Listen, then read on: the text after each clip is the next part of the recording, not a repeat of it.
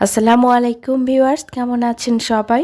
তো আজকে আপনাদের জন্য নিয়ে চলে এসেছি রমজান ও ঈদ স্পেশাল ডেজার্ট, সাবুদানার তৈরি স্পেশাল ডেজার্ট নিয়ে চলে এসেছি আজকে আপনাদের জন্য, যেটা খেলে স্বাদ একদম মুখে লেগে থাকবে। আর এই গরমে অনেক তৃপ্তিদায়ক একটি ডেজার্ট হবে এটি।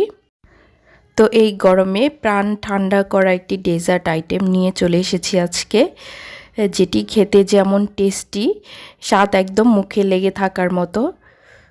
তো চলুন কথা না বাড়িয়ে আমরা এই সাবুদানা ডেজার্টটি কিভাবে তৈরি করেছি সেই মূল রেসিপিতে চলে যাই। তো ডেজার্টটি তৈরি করার জন্য আমি প্রথমে সাবুটা প্রসেস করে নেব। এখানে আমি পানি ফুটিয়ে নিয়েছি, তারপর 1 কাপ সাবু আমি এই ফুটন্ত পানিতে দিয়ে দিলাম। তো এই তো সাবুটা ফুটে উঠছে।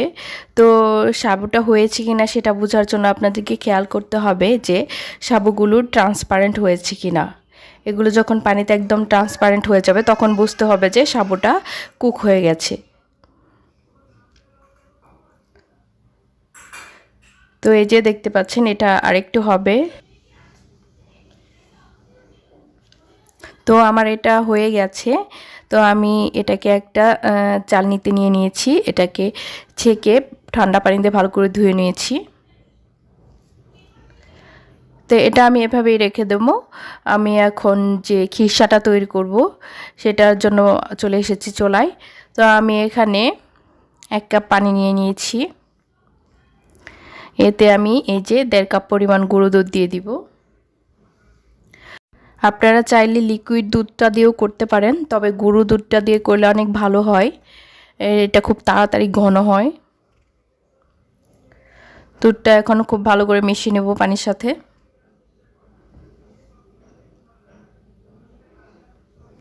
মেশানোর পরে দুধটাকে খুব ভালো করে ফুটতে দেব।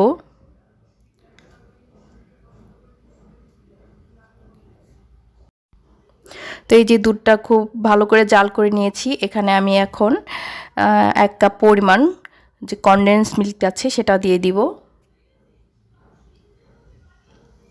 তো আপনারা চাইলে চিনি দিয়েও করতে পারেন, তবে কনডেন্স মিল্কটা দিয়ে করলে খুব তাড়াতাড়ি ঘন হয়, এটা মানে খেতেও অনেক টেস্ট হয় খিরসাটা।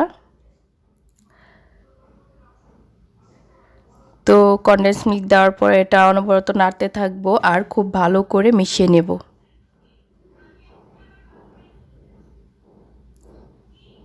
এই যে দেখতেই পাচ্ছেন, এটা খুব ভালো ঘন হয়ে এসেছে,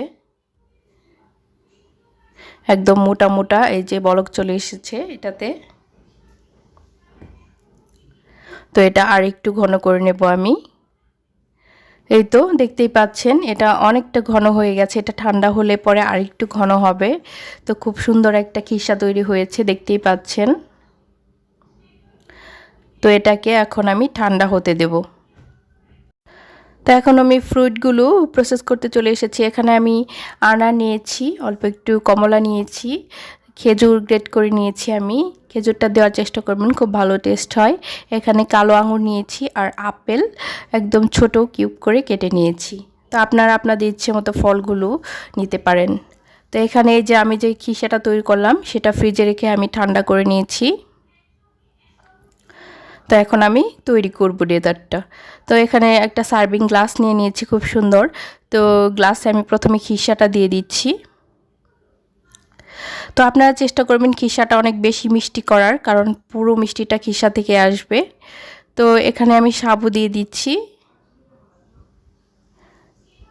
তো উপরে আরও একটু খিরসা দিয়ে দিচ্ছি।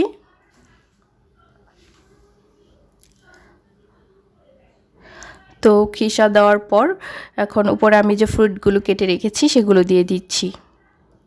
তো আপনারা সব ধরনের ফলই ব্যবহার করতে পারেন, চেষ্টা করবেন টক ফলগুলো না নেওয়ার। উপরে খেজুর আর কমলাটা দিয়ে দিলাম, এখন কিছু আনার দানা দিয়ে দিচ্ছি আমি। তো এখন উপরে আরও একটু সাবু দিয়ে দিচ্ছি। তো উপর থেকে আবার খিরসা দিয়ে দিচ্ছি। তো এখন আমি উপরে যে আবার ফলগুলো কেটে রেখেছি সেগুলো দিয়ে দিব।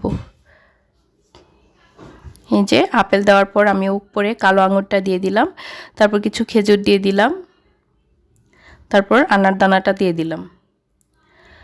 তো উপর থেকে আমি আর একটু কিশা ছড়িয়ে দেব।